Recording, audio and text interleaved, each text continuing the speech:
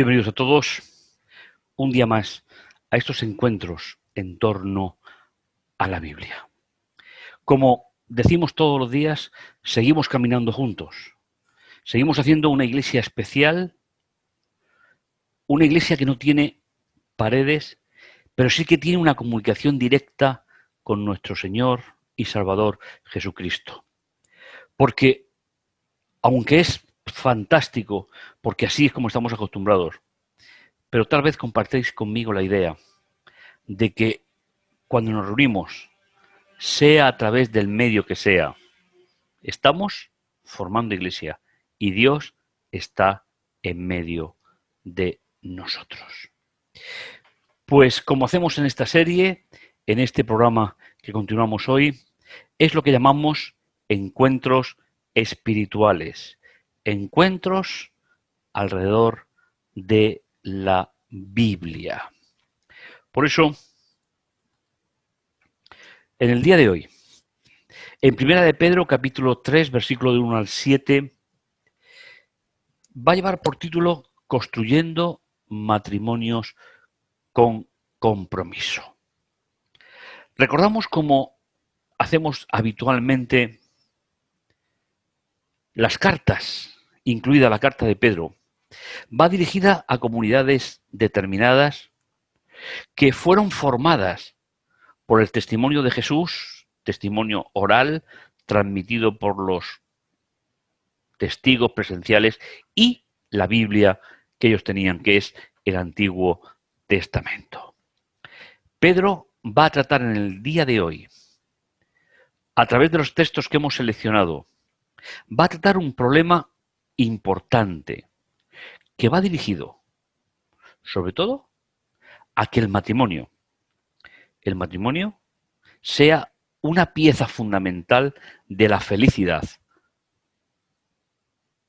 de cada uno de nosotros.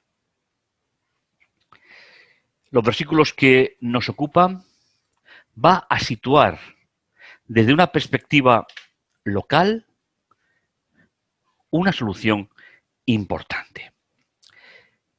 De la misma manera, es decir,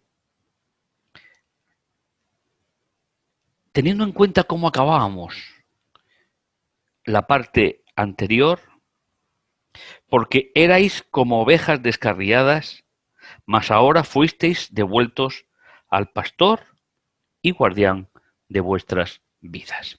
Ese es el texto que viene antes del que nos ocupa. Ya somos pueblo de Dios. Ya somos ese grupo de creyentes que intentamos seguir a Jesús porque Él es nuestro pastor, el gran pastor de las ovejas, y es el cuidador, el guiador de nuestras vidas. De la misma manera, esposas. Estos textos tenemos que entenderlos, analizando un poco el contexto. Entre esposas no creyentes y esposos creyentes, o viceversa. Esposos no creyentes y esposas creyentes. Para el mundo griego e incluso para el mundo judío, la libertad que el Evangelio trajo a la vida de los primeros creyentes chocaba fuertemente con las costumbres sociales de la época. Porque el Evangelio, hable de lo que hable y plantee la cuestión que haga, siempre habla de que en Jesús y en la verdad somos libres. Por eso, la primera hipótesis que el apóstol plantea es a una esposa que está casada con un no creyente. La palabra sujetas tenemos que entenderla no como una orden de jerarquía, ya que es una idea que en la Biblia no aparece, sino que no se olviden de sus esposos que no son creyentes. Posiblemente la libertad que el Evangelio les daba y la cantidad de horas que podían emplear en testimoniar sobre su fe producía desequilibrios en familias que los dos no compartían la misma fe. Y si el marido era un no creyente, no tenía por qué aceptar la libertad en Cristo. No estamos hablando de ningún problema especial, pero la libertad en Cristo que habían recibido en sus primeros momentos de aceptar a Jesús. Por eso dice, estad sujetas a vuestros propios maridos, para que también los que no creen a la palabra, así se refiere a maridos, serán ganados sin palabra por la conducta de sus esposas, al observar vuestra reverente y ética manera de vivir. El apóstol está planteando la evangelización en un matrimonio, donde ella aceptó el evangelio y donde él no lo aceptó o no lo conocía. El primer objetivo en un matrimonio de estas características es que el que no es creyente no se sienta desplazado, no se sienta sustituido por grandes actividades en pos de su fe. Y por eso, dentro de este contexto, estar sujetas a sus propios maridos. ¿Por qué? Para que ellos también, los que no creen a la palabra, sean ganados sin palabra, sino por la conducta. Es un campo de evangelización propio y significativo que el apóstol nos da para que entendamos ese proyecto real. En segundo lugar, nos habla de la intimidad del matrimonio. No nos habla de fuera de él, sigue hablando lo mismo. Dice, vuestro atavío no tiene que ser el medio de comunicación con el esposo. No tiene que ser exterior. De trenzado de cabellos o atavíos de oro o de uso de vestidos lujosos, sino en la relación con el esposo, el interior del corazón del ser, en lo incorruptible de un espíritu afable y apacible, el cual es muy precioso delante de Dios.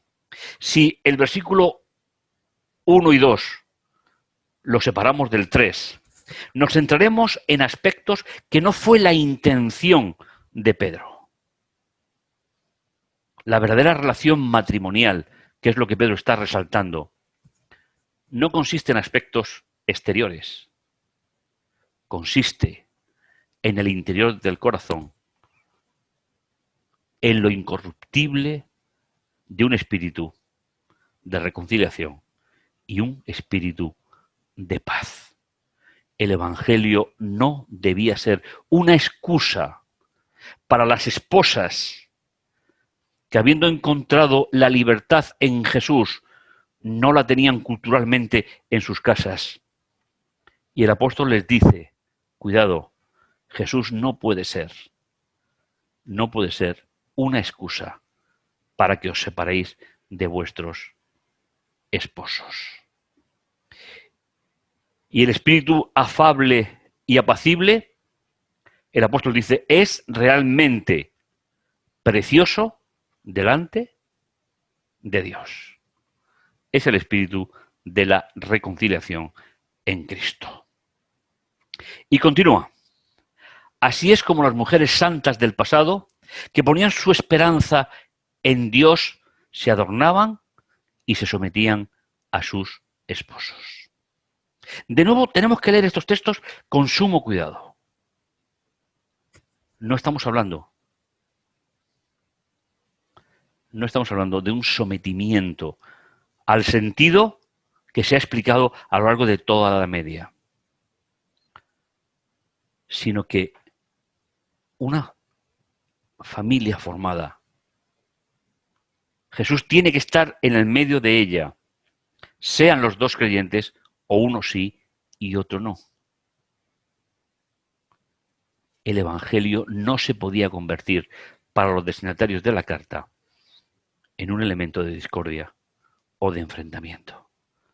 La familia, independientemente de lo que ha sido antes de conocer a Jesús, es un principio bíblico que dignifica a él, a ella, a los hijos y a su relación con Dios.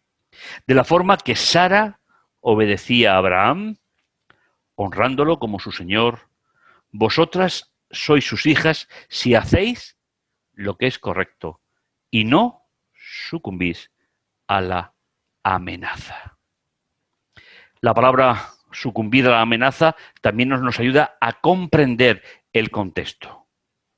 Es verdad que como creyentes tenían un lugar importante en la comunidad religiosa, pero tenían que vivir su experiencia matrimonial. Y el apóstol advierte sobre ello. Y dice, vosotros maridos, igualmente, dirigir vuestra vida de casados con entendimiento. Ahora se refiere a los que son creyentes ellos y ellas no han aceptado. A pesar de que tu esposa pueda ser más débil físicamente, debes respetarla como una compañera heredera del don de la vida. Si no lo haces, vuestras oraciones estarán limitadas. ¿Sabéis? Me parece un planteamiento realmente exquisito para la época y que puede ser importante para cualquier momento de nuestra vida. El ideal de Dios es que los dos compartan la misma fe, pero se dan muchos casos en los cuales él es creyente y ella no lo es, y hay otros casos que se dan donde ella es creyente y él no ha aceptado a Jesús. La armonía dentro del hogar, donde la verdadera belleza de ambos es el compromiso que tenemos para nuestro hogar, es un objetivo importante para nuestra vida. Un consejo de Pedro importante.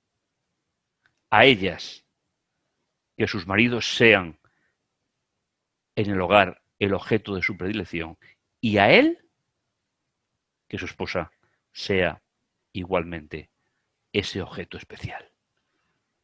Y además a ellos les advierte que si no tratan a su esposa correctamente, sus oraciones no tendrán ningún valor para él. Creo que es importante que podamos meditar y reflexionar en ello. Por eso, llegando como cada día al momento de la oración, vamos a pedir en el día de hoy por todos los matrimonios que formamos esta comunidad de creyentes. Si tu esposa no es creyente, tiene que tener un lugar especial en tu corazón, amándola profundamente. Si es al revés, ella no puede esconderse detrás de esa situación para no amar profundamente a su marido. Por eso vamos a orar. Y vamos a compartir estos momentos de oración especial para gloria y honra de nuestro Dios. Oremos. Bendito bondadoso Dios que estás en los cielos, te agradecemos, Señor, el privilegio de ser hijos tuyos. Te damos, Señor, las gracias por ello. Gracias, Señor, porque a pesar de lo imperfecto de nuestra vida, todavía sigues teniendo proyecto para nuestras familias, nuestros matrimonios, la relación con nuestros hijos. Que el verdadero compromiso, Señor, no sea exterior, sino que el verdadero compromiso sea de formar un hogar para aquí y para la eternidad, donde Dios esté en medio de nosotros. Sumándonos, Señor, a las oraciones de cada uno de mis hermanos, todo ello, Señor, te lo presentamos en el nombre de tu Hijo Jesús. Amén. Pues ya sabéis, ya sabemos, Dios tiene un plan para nuestra familia. Si tu esposo o tu esposa no es creyente, recuerda, Dios tiene un lugar para ellos. Y tú, como creyente, o yo como creyente, somos el vínculo que mostrará con respeto y con cariño quién es el Dios de nuestro corazón. No te pierdas el siguiente capítulo, misma hora, misma frecuencia. Que el Señor te bendiga, que el Señor te guarde. Y no olvides, en tus manos está la felicidad de tu hogar.